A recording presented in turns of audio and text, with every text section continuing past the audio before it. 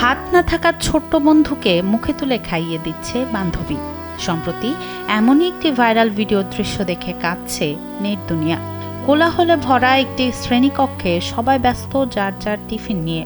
এই চেনা দৃশ্যের মাঝেই হঠাৎ চোখ আটকে যায় এক কোণে। সেখানে দাঁড়িয়ে আছে দুই ক্ষুদে শিক্ষার্থী, যাদের গল্পটা একদমই আলাদা, অনেক বেশি গভীর, অনেক বেশি মানবিক।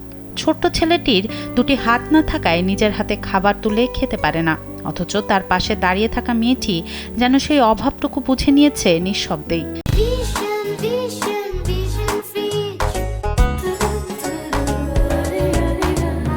নিজের ক্ষুধা ভুলে গিয়ে মাতৃস্নেহে বন্ধুর মুখে তুলে দিচ্ছে খাবার।